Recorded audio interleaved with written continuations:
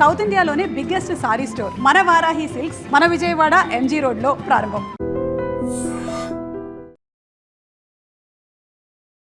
భారతదేశంలోని అతిపెద్ద విమానయాన సంస్థ ఇండిగో ప్రయాణికులకి చుక్కలు చూపించింది. ఒక రకంగా నష్టపోయింది. ఎట్ ద సేమ్ టైం ప్రయాణికులకి విపరీతమైనటువంటి భారాన్ని కూడా జీవితకాలం అనుభవించేలా కొన్ని కష్టాలను కూడా అందించింది. సో ఇండిగో అనేది 610 కోట్లని రీఫండ్ చేశాము, ఒక సారీ మాత్రం చెప్పింది. అది సరిపోతుందంటారా? ఈ యొక్క క్రైసిస్ ఎప్పటి నుంచో నడుస్తుంది. వాళ్ళ దాంట్లోనే కొంతమంది పైలట్స్ మొన్న కొన్ని అనానిమస్గా వాళ్ళు ఈమెయిల్స్ పంపించారు పబ్లికేషన్స్. ఏమేమి జరుగుతుంది ఇండిగో లోపల అని మనకు బయట నుంచి తెలియదు కదా. దీని బేసిక్ ప్రాబ్లం ఎక్కడ స్టార్ట్ అయిందంటే డ్యూటీ ఫ్లైట్ లిమిటేషన్ అని చెప్పి డీజీసీ ఒక ఆర్డర్ ఇష్యూ చేశారు సంవత్సరం ముందు 2024లో.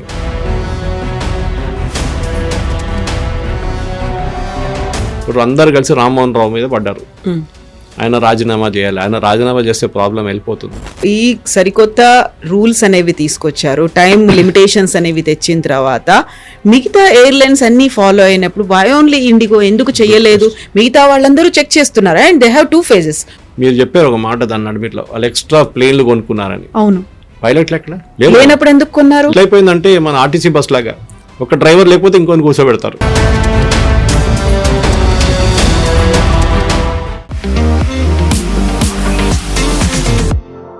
నమస్తే, నేను Kavitha. Welcome to I dream news and నిజాలు. భారతదేశంలోని అతిపెద్ద విమానయాన సంస్థ ఇండిగో ప్రయాణికులకి చుక్కలు చూపించింది. ఒక రకంగా నష్టపోయింది. ఎట్ ద సేమ్ టైం ప్రయాణికులకి విపరీతమైనటువంటి భారాన్ని కూడా జీవితకాలం అనుభవించేలా కొన్ని కష్టాలను కూడా అందించింది. యాక్చువల్గా కేంద్ర ప్రభుత్వం నిర్ణయించినటువంటి సూచించినటువంటి నిబంధనల్ని రూల్స్ని పాటించడానికి సంవత్సర కాలం ఇండిగోకి సరిపోలేదా? ఎందుకని ఇండిగో ఇలా నిర్లక్ష్యం చూపించింది? కావాలనే చేసిందా? మనతో పాటుగా ఉన్నారు సీనియర్ జర్నలిస్ట్ సురేష్ కొచ్చతిల్ గారు. సార్ నమస్తే. సో ఇండిగో అనేది 610 కోట్లని రీఫండ్ చేశాము, ఒక సారీ మాత్రం చెప్పింది. అది సరిపోతుందంటారా? చాలామంది ఒక సైకలాజికల్గా ట్రామాకి లోనయ్యారు, చాలామంది మెయిన్ ఈవెంట్స్ని మిస్ అయిపోయారు, చాలామందికి ఇంటర్వ్యూలు కూడా అటెండ్ అవ్వాల్సిన వాళ్ళు, వీసాలకి వెళ్ళాల్సిన అన్నీ పోయాయి. ఒక సారీ, బట్ అదొక ఆస్పెక్ట్ అయితే ఇంతలా రావడానికి, ఇంత పెద్ద క్రైసిస్ రావడానికి ఓ స్వయంకృతాపరాధం అంటాం కదా, అలా ఇండిగోనే చేసిందంటారా?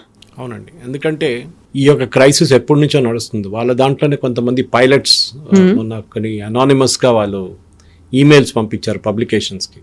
అక్కడ ఏమేమి జరుగుతుంది ఇండిగో లోపల అని మనకు బయట నుంచి తెలియదు కదా. దీని బేసిక్ ప్రాబ్లం ఎక్కడ స్టార్ట్ అయిందంటే డ్యూటీ ఫ్లైట్ లిమిటేషన్ అని చెప్పి డీజీసీ ఒక ఆర్డర్ ఇష్యూ చేశారు సంవత్సరం ముందు 2024లో. దట్ 1 year ఫ్రమ్ నౌ, ఒక సంవత్సరం ఇప్పటి నుంచి మేము 2025 డిసెంబర్లో ఈ ఫ్లైట్ డ్యూటీ లిమిటేషన్స్ టైం పెట్టబోతున్నాం. మన ప్రేక్షకులకు సింపుల్ లాంగ్వేజ్లో ఎక్స్ప్లెయిన్ చేయాలంటే, ఒక రోజుకి 8 గంటలు పనిచేసిన వాళ్ళకి 3 షిఫ్ట్లు ఉంటుంది. అది మన స్టూడియోలో ఉండొచ్చు, హోటల్ ఇండస్ట్రీలో ఉండొచ్చు, ఐటీ కంపెనీలో ఉండొచ్చు, కాల్ సెంటర్స్ ఉండొచ్చు. 8 గంటల షిఫ్ట్ అనేది కామన్. కొన్ని 9 ఉంటుంది, కొన్ని 8 ఉంటుంది. ఆ 1 hour లంచ్ తీసేస్తారు. Let us keep 8 hours. ఈ 8 hours అంటే 3 షిఫ్ట్లు, 24 hours కవర్ అవుతుంది. ఒక ప్లేన్ నడిపించడానికి 2 పైలట్లు కావాలి, first officer and pilot in command. Exactly. అంటే 3 షిఫ్ట్లకి మీకు 6 కావాలి. దాని తర్వాత క్యాబిన్ క్రూ ఉంటారు. క్యాబిన్ క్రూ ఎక్కువ ప్రాబ్లం లేదు, వాళ్ళు the staff will be enough అనమాట. ఇండిగో ఫస్ట్ నుంచే వాళ్ళ కాన్సెప్ట్ నుంచి ఏంటంటే లీన్ అండ్ మీన్ ఎయిర్లైన్. మీకు గుర్తుంటుంది, doctor Gopinath Air Deccan start చేసినప్పుడు he was the pioneer in this. నాకు ఇప్పుడు కూడా గుర్తుంది, 599 రూపాయలకి నేను బెంగళూరు ట్రావెల్ చేశాను ఒకసారి in is aircraft air Deccan. ఆయనని లో కాస్ట్ ఎయిర్లైన్ అని కాన్సెప్ట్ తీసుకొచ్చారు, కానీ ఆయన ఇండస్ట్రీని, ఆయన ఎయిర్లైన్ని వీళ్ళందరూ కలిసి ధ్వంసం చేశారు. దాంట్లో అందరు చేయండి. అప్పుడు జెట్ ఎయిర్వేస్ కానివ్వండి, అప్పుడున్న లీడింగ్ ఎయిర్లైన్ జెట్ ఎయిర్వేస్ ఉండే, దాంతోపాటు ఎయిర్ ఇండియా అండ్ డెఫినెట్లీ అప్పుడు అప్కమింగ్ ఎయిర్లైన్గా ఇండిగో కూడా చేసిన పని. ఇప్పుడు మీ దగ్గర 3 షిఫ్ట్లు ఉన్నాయి. ఎగ్జాక్ట్లీ. వీళ్ళేం చేస్తుండే అంటే ముందు ఈ లీన్ అండ్ మీన్ ఎయిర్లైన్ ఇంకొక ఎక్స్ట్రా పైలట్స్ని, సెటప్ పైలట్ తీసుకోకుండా ఈ ఫస్ట్ పైలట్, కో పైలట్ని 8 గంటల నుంచి 12 గంటల దాకా పని చేపిస్తారు. 8 to 12 hours ఎక్స్టెండ్ చేస్తారు షిఫ్ట్ ఎవ్రీ డే. ఈ 4 hours ఓవర్ టైం ఇస్తారు వాళ్ళకి. అదే టైంలో సెకండ్ సెట్ ఆఫ్ పైలట్స్ కూడా 8 to 12 hours, అక్కడ కూడా 4 hours ఎక్స్ట్రా ఇస్తారు. ఇదెందుకు? కొత్తగా పైలట్ని తీసుకోకూడదు. కొత్తగా పైలట్ని తీసుకుంటే వాళ్ళకి డబ్బులు ఇవ్వాలి, జీతం ఇవ్వాలి, పిఎఫ్ ఇవ్వాలి, అన్నీ ఇవ్వాలి. ఇది వీళ్ళ స్ట్రాటజీ. అది కాకుండా వాళ్ళు ప్రతిదీ అవుట్సోర్స్ చేశారు.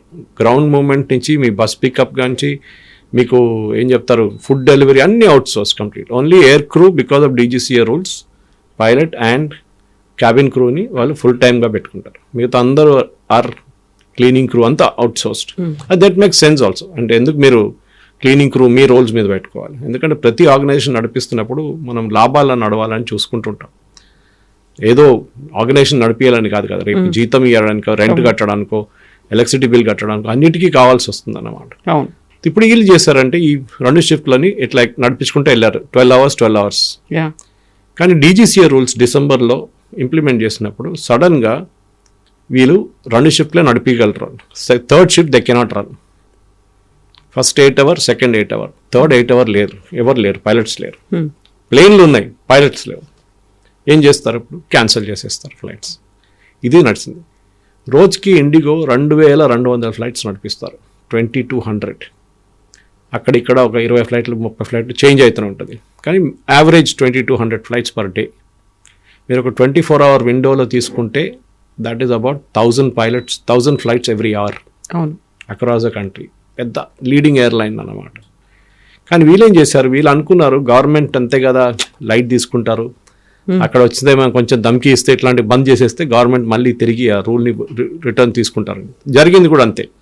The government took it back. DGCA withdraw చేశారు ఆ రూల్. ఎందుకంటే ఇంత పెద్ద కేఓస్ అయినప్పుడు స్టెబిలిటీ తీసుకురావడానికి ఆపరేషన్స్కి కొన్ని రోజులు, ఒక 1 month 2 monthsకి కొంచెం గ్యాప్ ఇచ్చారు. సరే దాని తర్వాత మళ్ళీ ఇంప్లిమెంట్ చేద్దామని చెప్పి ఇప్పటికీ నడిపించాలి. ఎందుకంటే ఫస్ట్ డేనే మనం చూసాం ఆల్మోస్ట్ 1000 ఫ్లైట్స్ క్యాన్సిల్ అయింది.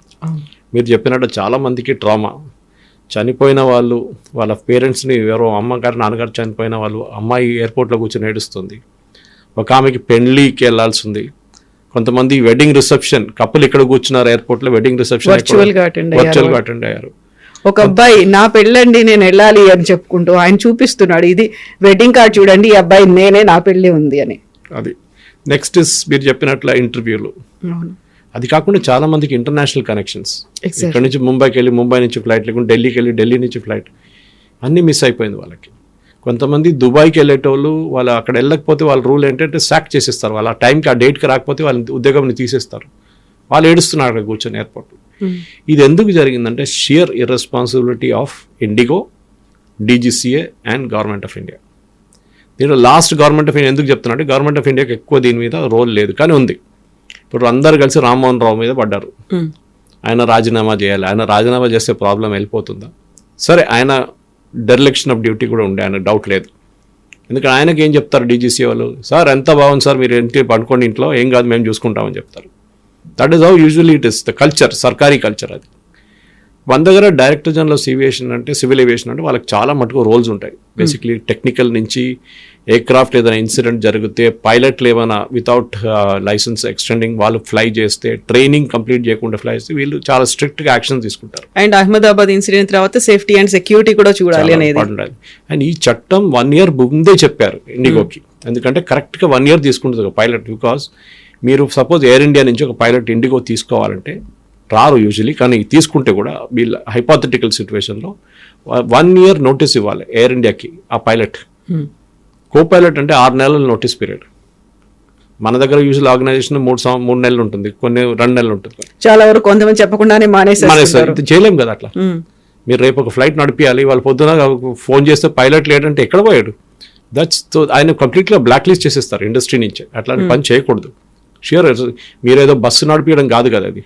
బస్సుకి డ్రైవర్ లేకుండా ఇంకో డ్రైవర్ని ఇస్తారు వాళ్ళు. ఇది అది కాదు. ద పైలట్ అనేది చిన్న తప్పు కూడా జరిగితే ఎయిర్ ఇండియా క్రాష్లో మనం చూసాం. Still we don't know the real reason, but అక్కడ కూడా ఒక ఫ్యూయల్ స్విచ్ ఇష్యూతో మొదలైంది, అక్కడే ఎండ్ అయింది కూడా అది. ఈ దానికి వీళ్ళకి 1 సంవత్సరం ఉన్నప్పుడు ఎందుకు చేయలేదు? That's a big question. Definitely sheer irresponsibility, దాంట్లో ఏం లేదు. లీన్ అండ్ మీన్ ఎయిర్లైన్ అని మీరు నడిపించుకోండి, ఎవరికి ప్రాబ్లం లేదు. కానీ మీకు తెలుసు 1 సంవత్సరం తర్వాత ఈ క్రైసిస్ రాబోతుంది. పైలట్స్ని మనం రిక్రూట్ చేసి, ట్రైన్ చేసి, వాళ్ళ సర్టిఫికేషన్స్ అంతా పర్ఫెక్ట్ చేసి, వాళ్ళని ఫ్లై చేసి, ఫస్ట్ పైలట్ ఇన్ కమాండ్ కాకపోతే అట్లీస్ట్ ఫస్ట్ ఆఫీసర్గా పెట్టి ఆయన వాళ్ళు ఫ్లైట్లో తీసుకుని, అన్ని చాలా పెద్ద ప్రొసీజర్ అది.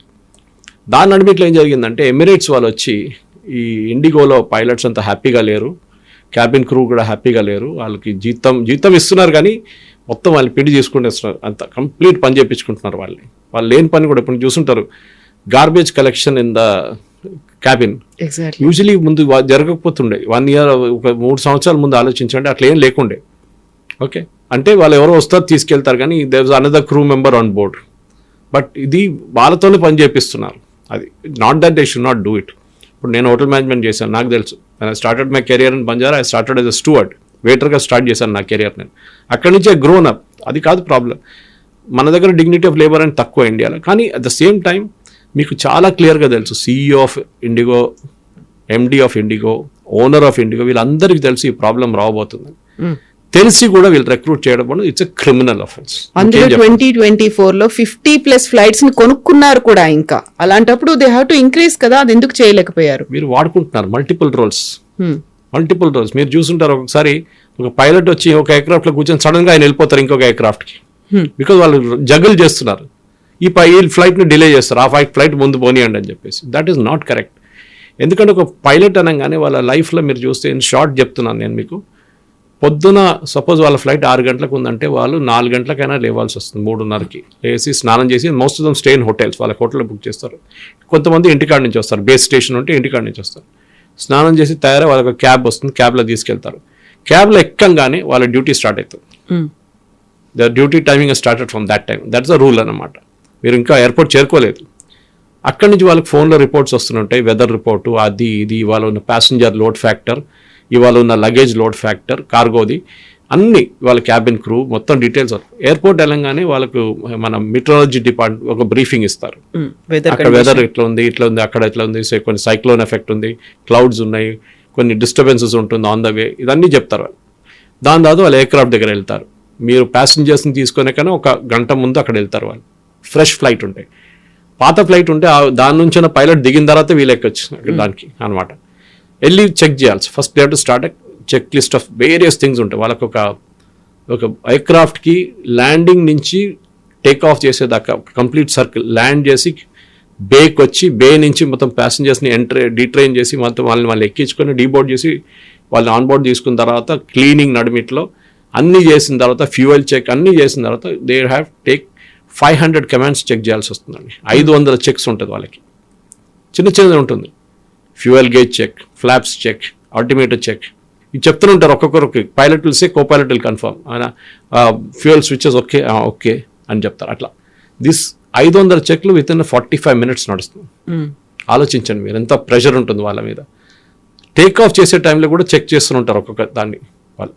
ఇది ఇంత ప్రెషర్ ఉన్న జాబ్లో మీరు 12 గంటలు పని చేయించడం, అది కూడా ఆఫ్ లేకుండా, దట్స్ అనదర్ థింగ్. అవును, జస్ట్ మినిమం 48 hours వీళ్ళకి ఆఫ్ ఇవ్వాల్సింది. వీళ్ళు ఇవ్వరు. 10 రోజులు, 12 రోజులు, 14 రోజులు పని చేయించుకుంటారట. పైలట్ స్టేట్ అయిపోతుంది, మెంటల్ స్టేట్ కంప్లీట్లీ డిమోరలైజ్ అయిపోతారు. అందులో కేవలం పైలట్ కండిషనే కాదు కదా, ఆయన మీద డిపెండ్ అయ్యి 200+ ప్యాసింజర్స్ ఉండి ఉంటారు అందులో. ఇదేదో మన లారీ నడిపిస్తున్నా, బస్సు నడిపిస్తున్నా, మన గ్రౌండ్లో ఉన్నాం, బ్రేక్ కొడితే ఆగిపోతుంది. ఇది అది కాదు కదా, ఇది ఎక్కడో గాలిలో ఉంది ఇది. And there are so many imponderables అంటారు ఇంగ్లీష్లో. అది ఏం జరుగుతుందో మనకు తెలియదు. So you have to be very very alert, critical. ఎందుకంటే మ్యాక్సిమం లోడ్ పైలట్స్ మీద టేక్ ఆఫ్ అండ్ ల్యాండింగ్లో ఉంటుంది. ల్యాండింగ్, టేక్ ఆఫ్ ప్రిపరేషన్స్ నేను చెప్పాను మీకు. ఇప్పుడు ల్యాండింగ్ టైంలో కూడా అంతే. వాళ్ళు మినిమా చూసి మీరు ఒక 15-20 minutes ఒక అనౌన్స్మెంట్ చేస్తారు pilot, now we're commencing our descent into Hyderabad అంటారు. ఆ పాయింట్ దాకా ఆటో పైలట్ మీద ఉంటుంది. అది autopilot is basically software. ఆ సాఫ్ట్వేర్ని సిస్టంలో ఫీడ్ చేస్తారు. Okay, Visakhapatnam to Hyderabad flight అనగానే టేక్ ఆఫ్ చేయంగానే పైలట్ ఏం చేస్తారు, కో పైలట్ ఆటో పైలట్లో పెట్టేస్తారు. Unless there is a weather problem. అప్పుడు వాళ్ళ దగ్గర కంట్రోల్స్ ఉంచుకుంటారు. ఈ ప్లేన్ పోతూనే ఉంటుంది. ప్రతి స్టేషన్కి వాళ్ళు they will hand over, take over ఉంటుంది. విజయవాడ ఐటీసీ వచ్చినప్పుడు విజయవాడ ఐటీసీ టేక్ ఓవర్ చేస్తారు. వీళ్ళు హైట్, అది ఇది, వీళ్ళు ముందు ఉన్న ప్లేన్, వీళ్ళు వెనక ఉన్న ప్లేన్, వీళ్ళు పైన ఉన్న ప్లేన్, కింద ఉన్న ప్లేన్, అన్ని డిస్టెన్స్ చెప్తారు వాళ్ళు. You have to keep away from so and so distance. దాని తర్వాత నెక్స్ట్ లాస్ట్లో హైదరాబాద్లో దిగేటప్పుడు బిఫోర్ 100 kilometers, 175 kilometers డిసెంట్ మొదలైపు, then again they take control of it. అప్పుడు మళ్ళీ వాళ్ళ చేతిలో ఉంటుంది. మళ్ళీ ల్యాండింగ్, చెక్కింగ్, వేరియస్ థింగ్స్. మళ్ళీ లాస్ట్లో వీల్ కిందకి రావడము, అది చెక్ చేస్తారు. డిస్టెన్స్, ఎయిర్పోర్ట్లో ల్యాండ్ చేయాల్సిన డిస్టెన్స్, ఎయిర్పోర్ట్లో ఉన్న విండ్ స్పీడ్ ఏంటి, అక్కడ ఉన్న వెదర్ ఏంటి, విజిబిలిటీ ఎంత ఉందని. Everything has be checked. ఇది ఇంత పని ఉన్నప్పుడు మీకు ప్రాబ్లం ఏంటి రిక్రూట్ చేయడంలో అర్థం కావట్లేదు. వాట్ ఆర్ ద CEO, వాళ్ళ ఆపరేషన్ హెడ్స్, వాళ్ళ పైలట్ హెడ్, వాళ్ళ రోస్టరింగ్ హెడ్స్, వీళ్ళంతా ఏం చేస్తున్నారు? సార్ ఇప్పుడు ఈ సరికొత్త రూల్స్ అనేవి తీసుకొచ్చారు, టైం లిమిటేషన్స్ అనేవి తెచ్చిన తర్వాత మిగతా ఎయిర్లైన్స్ అన్ని ఫాలో అయినప్పుడు వై ఓన్లీ ఇండిగో ఎందుకు చేయలేదు? మిగతా వాళ్ళందరూ చెక్ చేస్తున్నారు అండ్ దే హ్యావ్ 2 phases, జూలైలో ఒకటి, నవంబర్లో ఒకటి, winter schedule, summer schedule, 2 schedules పెట్టిన తర్వాత మిగతా వాళ్ళందరూ చేశారు. And this is the major player, 60% అంతా వీళ్ళే చూసుకుంటున్నారు అన్నప్పుడు ఇండిగో అలా ఎలా చేసింది అసలు? మీరు చెప్పారు ఒక మాట దాన్ని నడిమిట్లో, వాళ్ళు ఎక్స్ట్రా ప్లేన్లు కొనుక్కున్నారని. అవును, పైలట్లు ఎక్కడ లేనప్పుడు ఎందుకు కొన్నారు? వీళ్ళు వాడుకుంటున్నారు. ఇది ఎట్లయిపోయిందంటే మన ఆర్టీసీ బస్ లాగా, ఒక డ్రైవర్ లేకపోతే ఇంకొని కూర్చోబెడతారు, లేకుంటే వాడి దగ్గర చెప్తారు నువ్వు డబుల్ షిఫ్ట్ చేయరా అంటారు. ఆ డబుల్ షిఫ్ట్లు ఏంటి, వాడు కొంతసేపు కానీ నిద్ర వస్తుంది, వాడికి బస్ యాక్సిడెంట్ జరుగుతుంది, మనం చూస్తూ ఉంటాం. మనం మన ఎస్పెషల్లీ ఇంటర్సిటీ బస్సెస్లో నార్మల్ ఇది చాలా మటుకు. ఇది ప్రాబ్లం అనమాట కవిత గారు. ఏంటంటే వీళ్ళు రిక్రూట్ చేయట్లేదు, they want to reduce the cost, profit చూపించడానికి ట్రై చేస్తున్నారు వాళ్ళు. ఇప్పుడు ఏమైంది, వాళ్ళ షేర్ వాల్యూ మొత్తం పడిపోయింది, 16,000 కోట్లు పడిపోయిందంట. డెఫినెట్గా జరగదు, that's a punishment for them. ఎందుకంటే మీ బేసిక్ థింగ్ ఇస్ రిక్రూట్మెంట్. మీరు రిక్రూట్ చేయకుండా ఉన్న వాళ్ళని పెట్టి నడిపించుకొని, మీకు తెలుసు, మీరు అడిగారు మిగతా ఎయిర్లైన్స్కి ఏం లేదు, మన భారతదేశంలో వీళ్ళకి 2200 ఫ్లైట్స్ ఉన్నాయి per day. Tata air India, Tata is about 1100 flights, half. Spice jet చాలా తక్కువ, 200 ఎంత ఉంటుంది వాళ్ళది. అండ్ ఆకాశ ఎయిర్, అది చిన్న చిన్న ఎయిర్లైన్స్ ఉన్నాయి, మెయిన్ వీళ్ళదే అన్నమాట. ప్రాబ్లం ఎక్కడ వచ్చిందంటే మొనోపలి వచ్చేసింది వాళ్ళకి. ఒకటి, వాళ్ళు టారిఫ్ డిసైడ్ చేయడం మొదలుపెట్టారు. అంటే మీకు సపోజ్ ఢిల్లీకి ఇక్కడ నుంచి ఇండిగోది 8 ఫ్లైట్లు ఉందనుకోండి నాన్ స్టాప్ డైలీ, ఎయిర్ ఇండియాది 2 ఉంటుంది. అవును, డిమాండ్ ఎక్కువ ఉంటుంది, డిమాండ్ వీళ్ళ దగ్గర ఉంటుంది. ఇప్పుడు వీళ్ళు ఏం చేస్తారు, రేట్ పెంచేస్తారు. వాళ్ళకి తెలుసు ఎయిర్ ఇండియా పోయిన తర్వాత last flight air India suppose evening 6 o'clock last flight ఉండే హైదరాబాద్ నుంచి, దాని తర్వాత వీళ్ళు 9 గంటలకు ఒక ఫ్లైట్ పెడతారు, 11 గంటలకు ఒక ఫ్లైట్ పెడతారు, దాని రేట్ పెంచేస్తారు. వీళ్ళకి తెలుసు దాని తర్వాత ఫ్లైట్ ఎవడైనా ఎమర్జెన్సీగా వెళ్ళాలంటే వాళ్ళు వెళ్ళాల్సిందే ఇది తీసుకోవడానికి. This is the strategy they adopt. Of course it's all automated, కానీ చెప్తున్నాను బ్యాక్ ఎండ్ సాఫ్ట్వేర్ ఇట్లా రన్ చేస్తుంది అన్నమాట. ఇది వీళ్ళ ప్రాఫిట్ కోసం చేస్తున్నారు. ఎయిర్ ఇండియా ఏం జరిగిందంటే, air India one lucky thing was, air ఇండియాలో చాలా ఎయిర్క్రాఫ్ట్ వీళ్ళకి పాత ఎయిర్ ఇండియా నుంచి టాటా వాళ్ళకి వచ్చింది. వీళ్ళు దాన్ని మొత్తం రీఫర్బిష్ చేయడం మొదలుపెట్టారు. అంటే మొత్తం రిపేర్ చేయడము, దాని ఇంటీరియర్స్ మొత్తం మార్చడము, దాంట్లో టాయిలెట్స్ కానివ్వండి, మిగతా అన్ని ఎయిర్ కండిషనింగ్ సిస్టమ్స్, లైటింగ్ మొత్తం మార్చేస్తున్నారు వాళ్ళు. దానికి ఒక మినిమం ఒక ఎయిర్క్రాఫ్ట్కి 6 months పడుతుంది. కొన్ని వాళ్ళు బయటికి పంపించారు, కొన్ని వాళ్ళు ఇక్కడే చేస్తున్నారు. వాళ్ళ దగ్గర ఉన్న ఎయిర్క్రాఫ్ట్ కన్నా ఎక్కువ పైలట్స్ వాళ్ళ దగ్గర ఉన్నారు ఇప్పుడు. బికాజ్ వాళ్ళకి తెలిసి ఏదో ఒక రోజు ఈ ఫ్లైట్ తిరిగి వస్తుంది, అప్పుడు మన దగ్గర పైలట్స్ ఉండరు. So they కెప్ the pilots on hold. వాళ్ళకి ఎక్కువ లీవ్లు ఇస్తున్నారు, లీవ్ అడిగితే ఇచ్చేస్తున్నారు. వాళ్ళు నీకు వారం కావాలి 2 వారాలు తీసుకో లీవ్ కావాలంటే అట్లా ఇచ్చేస్తున్నారు, ఎందుకంటే they have enough pilots with them. So ఆ ఎయిర్ ఇండియాకి ప్రాబ్లం దానికోసం రాలేదు, వాళ్ళు ఇప్పుడు ఎయిర్క్రాఫ్ట్ కూడా పెంచుకుంటూ వెళ్తున్నారు వాళ్ళు. So they are done the end of the day. Kavitha గారు, నేను టాటా కోసం పనిచేశాను, టాటా కంపెనీలో పనిచేశాను, తాజ్ గ్రూప్ ఆఫ్ హోటల్స్లో. వాళ్ళ HR policies are the best. వాళ్ళు ఎక్కడ కాంప్రమైజ్ చేయరు HRలో. ఒక ఎంప్లాయీని ఎంత బాగా చూసుకుంటారంటే, when I was a manager in Taj Bengaluru Gateway, I was in the restaurant. మా ఎంప్లాయీ ఒకరికి కాలు ఇరిగింది అనుకుంటా, గుర్తులా, ఎస్, లెగ్ ఫ్రాక్చర్. ఒక స్టూవర్డ్కి మెసేజ్ వచ్చింది HR నుంచి. నా దగ్గర నెక్స్ట్ డే ఏం చెప్పారంటే, నువ్వు ఒక ఫ్రూట్ బాస్కెట్, ఒక బాటిల్ ఆఫ్ జ్యూస్ తీసుకొని వాళ్ళ ఇంటికి వెళ్ళి వాళ్ళ అమ్మ నాన్నని కలవండి, ఎట్లా ఉన్నాడు కనుక్కోండి, ఏదైనా హెల్ప్ కావాలన్నా, వాళ్ళకి ఏదైనా డబ్బులు కావాలన్నా, లేదంటే హాస్పిటల్ ఏదైనా అడ్మిట్ చేయాలంటే ఆడికి కనుక్కోండి. As a manager that is my duty. ఆలోచించండి, ఆ ఎంప్లాయీ కంపెనీ ఎప్పుడైనా నడుస్తాడా? వెళ్ళాడు. వాళ్ళ వెళ్తే కూడా వాళ్ళ అమ్మ నాన్న పోనీయరు అన్ని. ఇది అనమాట. So this problem is there with all monopoly companies. Example ఇస్తాను మీకు. ముందు మన దగ్గర స్కూటర్ లేకుండే. నేను 87లో నా జాబ్ కెరియర్ మొదలు పెట్టినప్పుడు ఇక్కడ అప్పుడు ITC హోటల్ బంజారా కాదు, తాజ్ బంజారా కాదు, ITC బంజారా. ఆ టైంలో బస్సులో వెళ్తుండే నేను, జమ్మోస్మానియా నుంచి అక్కడ దాకా బస్సులో. సో మా ఫాదర్ చెప్పారు, 1 గంటకి ఏం బస్సు వస్తుందిరా, స్కూటర్ కొనిస్తానని చెప్పి. ఆ టైంలో ఒక స్కూటర్ కొనాలంటే మీకు సంవత్సరం వెయిట్ చేయాలి. You have to wait for 1 year to get a scooter. Bajaj చేతకో బజాజ్ సూపర్ ఏదైనా కానివ్వండి, కాంపిటీషన్ లేదు. ఒక వెస్పా ఏదో ఉండే, లాంబ్రెటా ఉండే ఆ టైంలో. ఏం చేయాలి, ఫారిన్ ఎక్స్చేంజ్లో తీసుకుంటే 6 నెలలు వెయిటింగ్ టైం, తక్కువ. 6 నెలలు తీసుకున్న స్కూటర్ ఇప్పుడు కూడా నా దగ్గర పడింది ఇంటికాడ. ఇప్పుడు యూజ్ చేయట్లేదండి, లైఫ్ అయిపోయింది. కానీ I just kept it as a memory sake, మా నాన్నగారు కొనిచ్చారని చెప్పేసి. కానీ అక్కడి నుంచి మనం ఇప్పటికి ఎక్కడికి వచ్చాం, మీకు స్కూటర్ అని చెప్పంగానే మీరు బిల్డింగ్ బయట 10 మంది వచ్చి నిలబడతారు. ఈఎంఐలు కావాలన్నా సార్, అది కావాలన్నా సార్, ఫోన్ల మీద ఫోన్లు వస్తాయి మీకు. ఇన్ని బ్రాండ్లు ఉన్నాయి మీ దగ్గర. బిఎస్ఎన్ఎల్ సేమ్ కేస్, మొనోపలి ఉండే ఒక ఫోన్, ఒక ల్యాండ్ లైన్ కావాలంటే మీరు 2 సంవత్సరాలు వెయిట్ చేయాలి. 2 సంవత్సరాలు ఒక ల్యాండ్ లైన్ కోసం. మళ్ళీ ఏదైనా ఎంపీ ఎమ్మెల్యే సంతకం తీసుకుంటే మీకు 6 నెలల్లో వస్తుంది. మొనోపలి ఎక్కడెక్కడ వచ్చింది కవిత గారు, అక్కడన్నీ వాళ్ళు కంప్లీట్గా దాన్ని డామినేట్ చేయడానికి ట్రై చేస్తారు. సర్వీస్ తగ్గిపోతుంది, ఆఫ్టర్ సేల్ సర్వీస్ ఉండదు. వాళ్ళు చెప్పిందే మనం వినాల్సింది అంతే. బజాజ్ స్కూటర్ కానివ్వండి, బిఎస్ఎన్ఎల్ కానీ, చాలా ఎగ్జాంపుల్స్ ఉన్నట్టు చెప్పుకుంటూ పోతే ఇంకా చాలా ఉన్నాయి ఎగ్జాంపుల్స్ అట్లాంటివి. ఈ మొనోపలిని ఎప్పుడు బ్రేక్ చేసామో అప్పుడు కస్టమర్ బెనిఫిట్ అయ్యారు. ఇప్పుడు ఒక ఫోన్ కావాలంటే మీకు మొబైల్ ఫోన్ కనెక్షన్ కావాలంటే కిందకి వెళ్తే ఆ జియోడు కూర్చుంటాడు, అక్కడ ఒక అంబ్రెల్లా పెట్టుకొని అక్కడ కూర్చొని ఉంటాడు, అక్కడ మీరు కొనేసుకొచ్చి సిమ్ కార్డు అంతా అక్కడ దాకా వచ్చేసాం మనం అప్పుడు. సో మొనోపలి ఉన్నప్పుడు వీళ్ళని బ్రేక్ చేయాల్సిందే. You should never allow and monopoly. అక్కడే మోదీ గవర్నమెంట్ తప్పు చేశారు. వాళ్ళు తప్పు కూడా కాదు, because Tata was not in a position to invest. Air ఇండియాని వీళ్ళు అమ్మేసుకున్న తర్వాత టాటా వాళ్ళు టేక్ ఓవర్ చేసి రన్ చేయాలనగానే వాళ్ళు మొదలు పెట్టగానే ఎయిర్ ఇండియా క్రాష్ అయింది. కాన్ఫిడెన్స్ పడిపోయింది వాళ్ళ దాంట్లో. అందరు ఇండిగోకి షిఫ్ట్ అయిపోయారు. ఇన్ఫ్యాక్ట్ ఆ క్రాష్ జరిగిన నెక్స్ట్ డే నేను ఇక్కడి నుంచి ముంబైకి వెళ్ళాను and I took an IndiGo.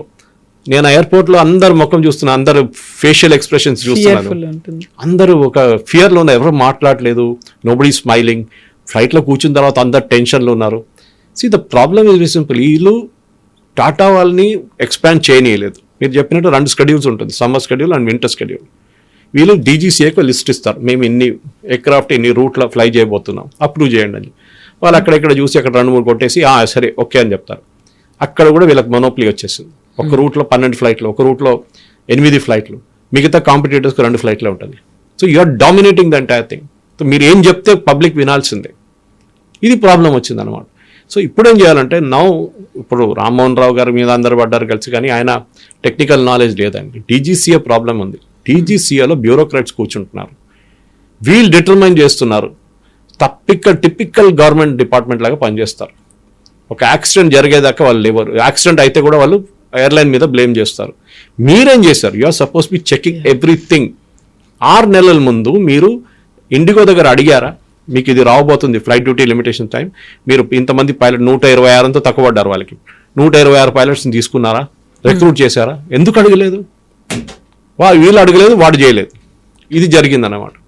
ఇప్పుడు ఏం చేయాలంటే గవర్నమెంట్ 2200 ఫ్లైట్స్ ఉంది చూడండి, ఒకసారి స్టెబిలైజ్ అయిపోయింది. నిన్న ఎస్టర్డేస్ ఆన్ టైమ్ పర్ఫార్మెన్స్ 70%, అంటే 70% ఫ్లైట్స్ నిన్న టేక్ ఆఫ్ చేసింది. ఇవాళ 80-85కి వచ్చేస్తుంది. ఒక 3-4 రోజుల్లో it will come back to 100% again.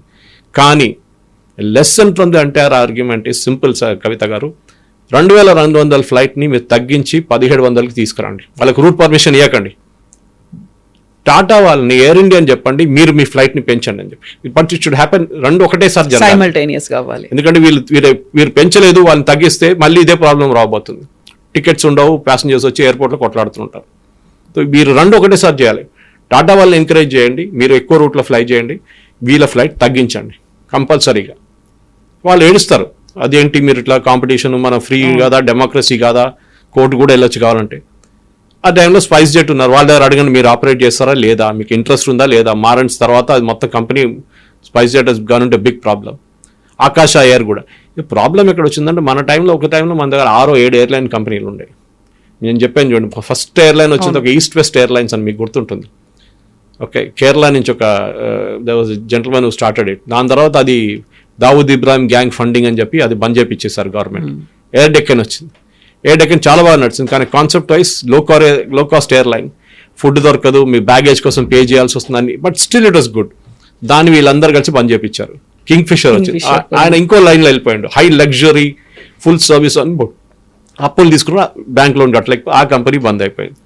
Then came Jet Airways. దాని అడ్మిట్ జెట్ ఎయిర్వేస్ ఉండే. Jet was a leading airline at that time, number 1. ఇట్లానే ఆల్మోస్ట్ 1500 ఫ్లైట్స్ పర్ డే అని నడుస్తుంది. ఆయన కూడా ఇట్లానే అప్పులు తీసుకున్నాడు, ఫ్రాడ్ చేసిండు, కంపెనీ బంద్ అయిపోయింది. సో ఇండిగోకి సడన్లీ మొనోపలీ వచ్చేసింది. మొనోపలీ వాళ్ళు ఎక్స్ప్లాయిట్ చేసుకున్నారు, ఫ్లైట్లు పెంచేశారు, విపరీతంగా ఎయిర్క్రాఫ్ట్ కొనేసుకున్నారు. ఎయిర్క్రాఫ్ట్ 3 వైపులు కొనొచ్చు కవిత గారు. ఒకటి direct you can buy it, దానికి టైం పడుతుంది. మీరు ఇవాళ ఆర్డర్ ఇస్తే ఎయిర్ బస్ వాడు తీసుకొచ్చి రేపు పొద్దున ఇవ్వడు మీకు. We'll say after 2 years planning ఉంటుంది వాళ్ళకి, వాళ్ళు తయారు చేయాలి కదా ఎయిర్క్రాఫ్ట్. వాళ్ళ దగ్గర ఆల్రెడీ ఆర్డర్స్ ఉంటాయి చాలా మటుకు. బోయింగ్ కూడా అంతే. Second is something called wet lease. మీరు లీజ్లో తీసుకుంటారు. అంటే ఒక ఎయిర్ ఫిలిప్పీన్స్ ఉంది, వాళ్ళు వాడట్లేదు, 30 బోయింగ్లు వాడునే వాళ్ళ దగ్గర, అంటే వాళ్ళతో కాంట్రాక్ట్ చేసుకొని తీసుకొచ్చి దాని మీద ఎయిర్ ఇండియా పెయింటింగ్ అంతా కొట్టి లోగోలు కొట్టేస్తే మ్యాక్సిమం మీకు నెల లోపల ఎయిర్క్రాఫ్ట్ వచ్చేస్తుంది కొత్తది. దాని చెక్కింగ్, దాని టెక్నికల్ పారామీటర్స్ మొత్తం ఎవాల్యుయేట్ చేయాల్సి వస్తుంది, మళ్ళీ దానికి పైలట్స్ కావాల్సి వస్తుంది. So you have to make all those arrangements. So ఇట్లాంటి సింపుల్ ఫీల్డ్ కాదు, ఏదో సైకిల్ కొనడం, సైకిల్ నడిపించడమో, మోటార్ సైకిల్ కొనడం కాదు. దీని గురించి చాలా ఒక 1 year గేమ్ ప్లాన్ మీ దగ్గర రెడీగా ఉండాలి. వీళ్ళు ప్రొఫెషనల్ మేనేజర్స్. ఇప్పుడు ఏం చేస్తున్నారు, గవర్నమెంట్ ఏమంటున్నారు, మేము సీఈఓని ఎండీని సాక్ చేయబోతున్నాం, ఆపరేషన్స్ హెడ్ని కూడా సాక్ చేయబోతున్నాం అంటున్నారు. అందరినీ బహుశా ఇప్పుడు చేయకూడదు, బికాజ్ అగైన్ సాక్ చేస్తే మళ్ళీ ప్రాబ్లం వస్తుంది, ఎవరు లేదు ఎయిర్లైన్ నడిపించడానికి. రేపు కొత్త సీఈఓ వచ్చిన తర్వాత ఇప్పుడున్న సీఈఓని పంపించేసేయాల్సింది. I think is from Holland, Dutch నుంచి. అది కాకుండా ఆపరేషన్స్ హెడ్, షెడ్యూలింగ్ హెడ్స్ ఉంటుంది వీళ్ళందరినీ గుడ్ బై చెప్పించి పంపించేసారు. It should be lesson. రేపు ఇది ఎవరు చేయకూడదు ఇట్లాంటి పని. పబ్లిక్తో ఆడుకున్నారు వీళ్ళు, it's unpardonable. Second, India image దెబ్బతిన్నది. We are become a nation of jokers. మీరు ఒక ఎయిర్లైన్ నడిపిలేరా అని చెప్పి ఒక ప్రశ్న బయట నుంచి వచ్చిన వాళ్ళు అడుగుతున్నారు చాలా మంది. My friend came from US day for study. ఆయన పాపం కోయంబత్తూర్కి వెళ్ళాల్సింది, వాళ్ళ పేరెంట్స్ అక్కడ ఉన్నారు పాలక్కాడ్ వైపు. ఫ్లైట్లో బుక్ చేశారు, పొద్దున్న ఫ్లైట్ క్యాన్సిల్ అయింది నిన్నటిది.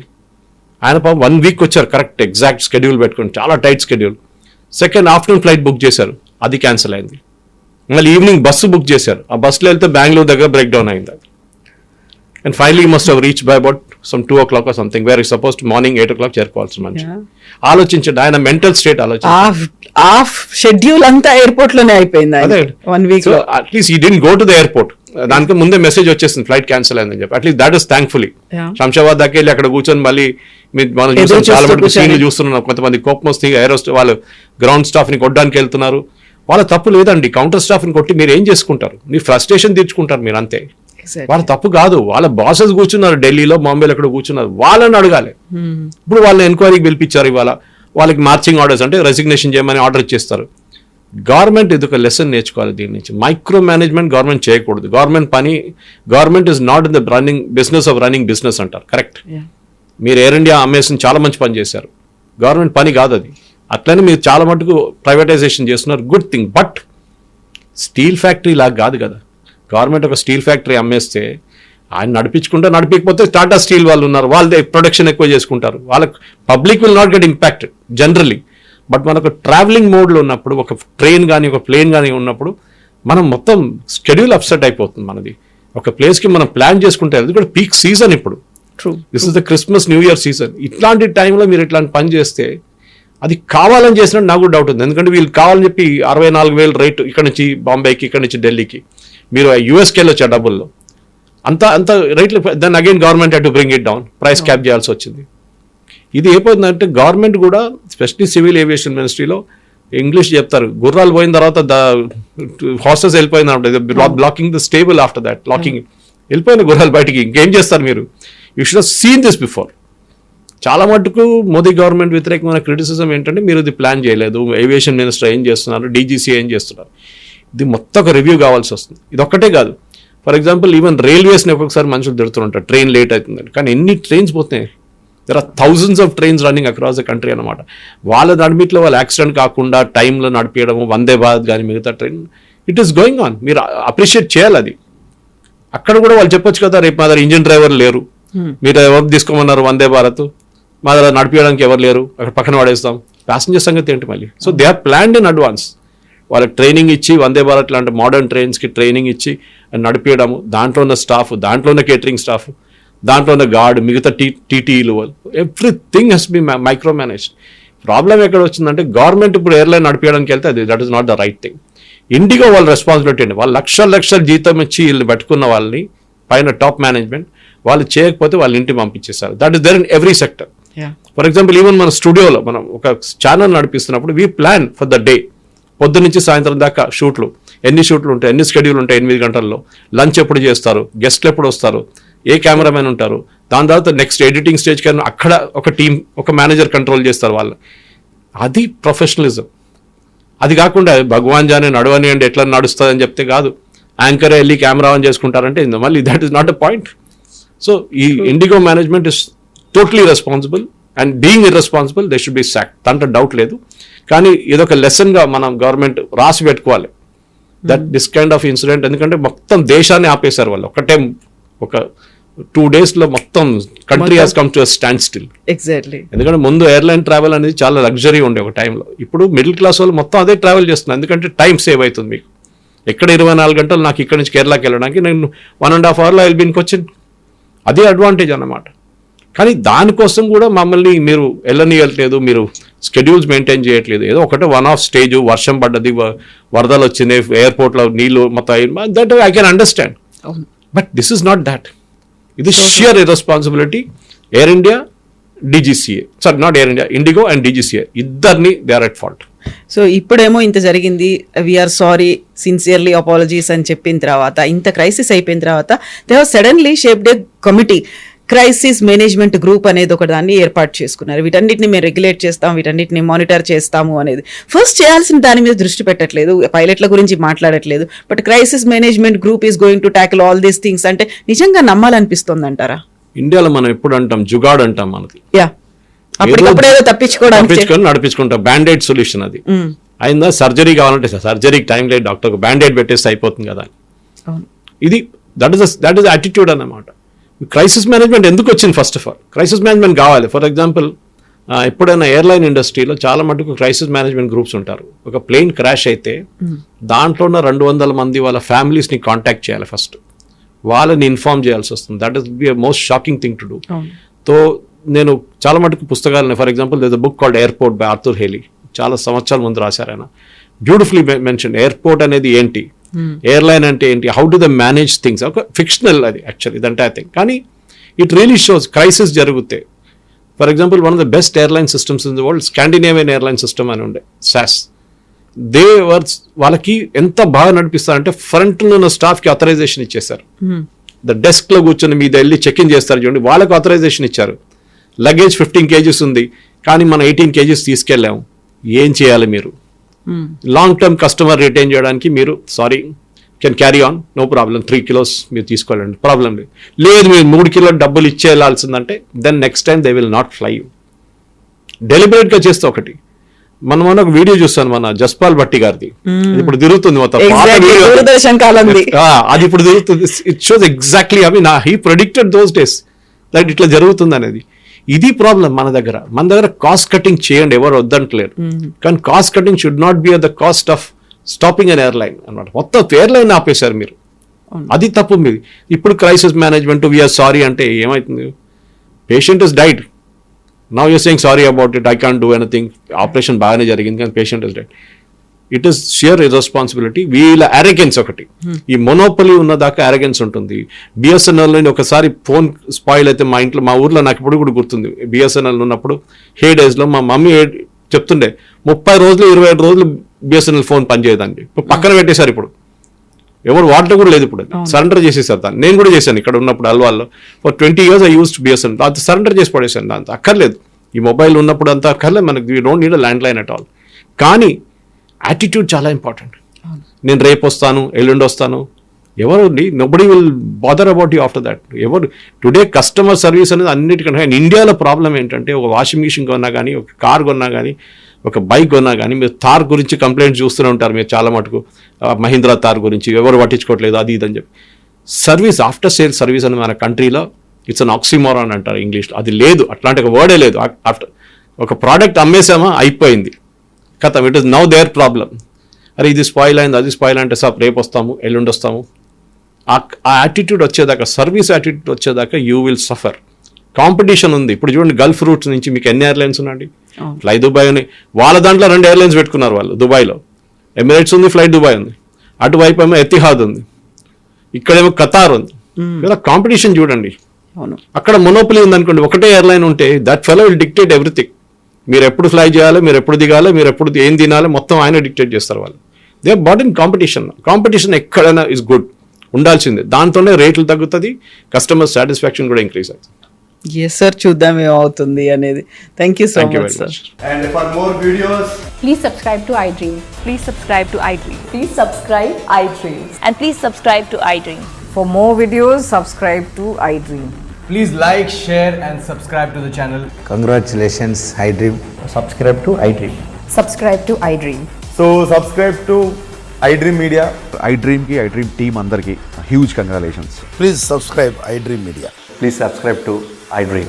Subscribe iDream. Please subscribe to iDream. I dream అంటే నా కళల ఛానల్ను సబ్స్క్రైబ్ చేసుకున్న నోరు తిరుగుతలేదు, మీరైతే గంట గుర్తు కొట్టండి. For more such videos, please subscribe to iDream.